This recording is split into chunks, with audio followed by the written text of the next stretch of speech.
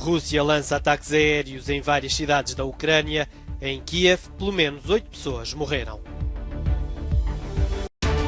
Alexander Van der Bellen reeleito à primeira volta na Áustria. O presidente foi apoiado por todos os partidos moderados. Milhares protestam em Sarajevo contra a alegada fraude eleitoral praticada pelo líder pró-russo Milorad Dodik. Inundações e deslizamentos de terras na Venezuela fazem pelo menos 25 mortos. Mais de 52 pessoas estão dadas como desaparecidas. No Dia Mundial da Saúde Mental, conhecemos uma iniciativa que dá consultas de psiquiatria e psicologia em pleno museu.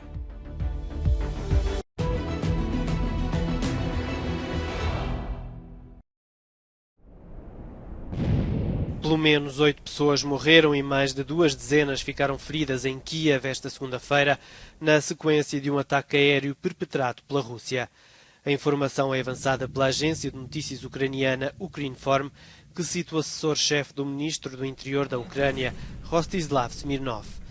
Kiev foi atingida por 2 vagas de mísseis esta manhã. Esta é a primeira vez que a capital é atacada desde 26 de junho. No entanto, não foi a única cidade ucraniana alvo de mísseis da Rússia esta segunda-feira. As autoridades locais relataram várias explosões em várias localidades do país.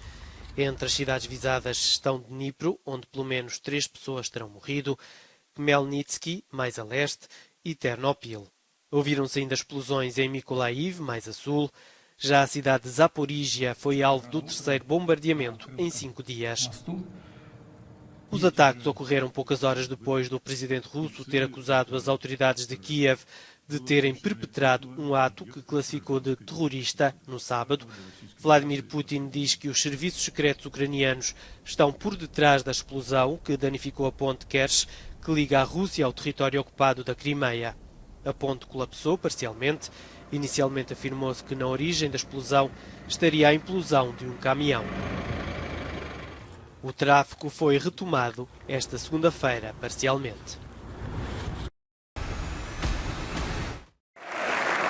O presidente da Áustria, o ecologista Alexander Van der Bellen, conseguiu a reeleição à primeira volta com um resultado de 54,6%, quando falta ainda contabilizar os votos por correio, bastante à frente de todos os outros 6 candidatos, nomeadamente Walter Rosenkrantz, do partido de extrema-direita FPO, que não conseguiu melhor que 19%.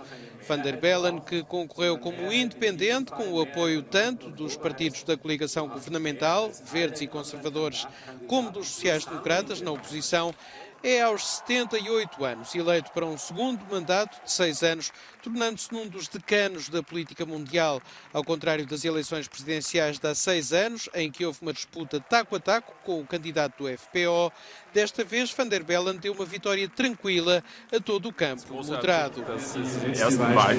Foi ótimo ter conseguido a vitória à primeira volta, mesmo se eu, como ativista dos Verdes, gosto de falar com as pessoas e não teria tido medo de uma segunda volta. Para mim teria sido uma oportunidade de falar mais com as pessoas e convencê-las das nossas ideias. O FPO, com intenções de voto acima do resultado de Rosenkrantz, foi o único partido com assento parlamentar a apresentar um candidato contra Van der Bellen. Para os apoiantes do presidente reeleito, esta foi uma aposta na estabilidade numa altura de incertezas causadas pela guerra na Ucrânia.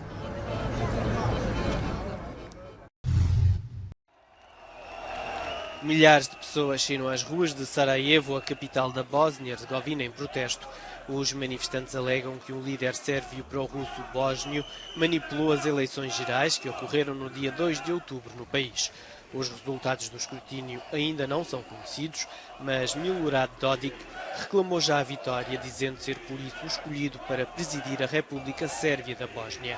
No entanto, os líderes da oposição afirmam que a sua candidata, Jelena Trivic, é a vencedora e que Dodik manipulou as eleições.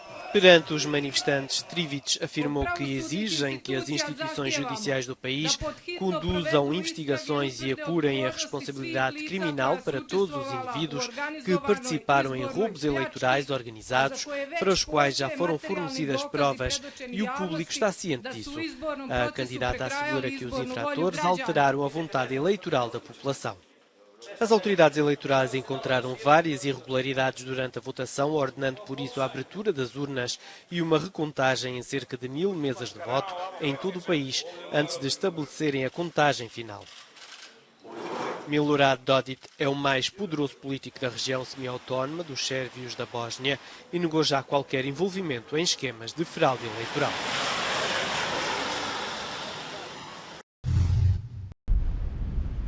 Aumenta o balanço mortal do naufrágio de uma embarcação com migrantes ao largo da ilha de Kythira, na Grécia. As equipas de socorro já resgataram pelo menos 11 corpos, 80 pessoas foram salvas com vida. Entre os postos a salvo, um indivíduo foi detido, acusado de tráfico de seres humanos. Este naufrágio acontece depois de uma outra embarcação ter afundado ao largo da ilha de Lesbos. Pelo menos 18 pessoas, todas de nacionalidade somália, morreram nesse acidente. Segundo a Guarda Costeira grega, só nos primeiros 8 meses deste ano foram resgatados 1.500 migrantes, quase o triplo do registado no mesmo período do ano passado.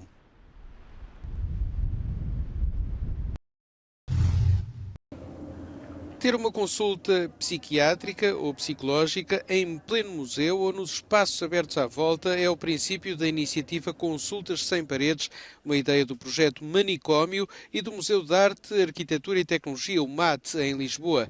Patrícia António é um dos psicólogos que participam no projeto. E isto é todo um trabalho necessário, é uma cultura que eu acho que devemos desenvolver nas famílias, nas escolas, nos museus, nas instituições, poder pensar que nós, os humanos, também precisamos dos cuidados da mente e da alma, não só da parte física e de um corpo que muitas vezes adoece porque a alma está em grande dificuldade.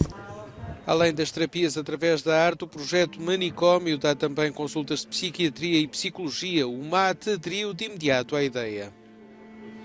A ideia é de que não há paredes.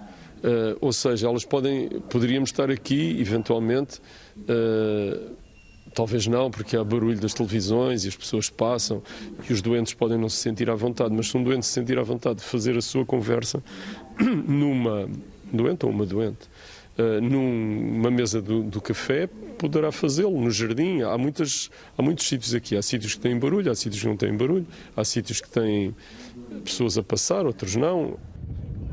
Esta segunda-feira, 10 de outubro, assinala-se o Dia Mundial da Saúde Mental. Segundo a Organização Mundial de Saúde, 1 em cada 8 pessoas em todo o mundo vive com algum tipo de problema neste campo. Chuvas torrenciais e consequentes inundações e deslizamentos de terras fizeram pelo menos 25 mortos em Las Terrerias, a 70 km a sudoeste de Caracas, a capital da Venezuela. De acordo com o mais recente balanço das autoridades do Estado venezuelano de Aragua, mais de 52 pessoas estão dadas como desaparecidas após 5 rios da região terem galgado as margens. As autoridades do país ativaram as forças especiais de busca e salvamento. Mais de 1000 operacionais estão envolvidos nas operações, ajudados por drones e unidades caninas. Entre as vítimas mortais estão 2 portugueses. De acordo com o cônsul honorário de Portugal em Los Teques, os 2 cidadãos foram arrastados pela torrente de água e lama.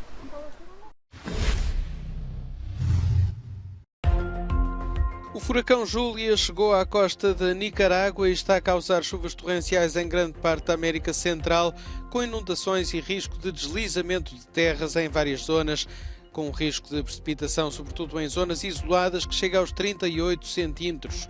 Além da Nicarágua, as chuvas fortes estão a afetar o Panamá, as Honduras e a Costa Rica. Cristiano Ronaldo voltou a fazer história este fim de semana. Chamado como substituto na visita do Manchester United ao Everton, o avançado português de 37 anos chegou aos 700 golos por clubes. Ronaldo marcou o gol da vitória por 2-1 do United sobre o Everton.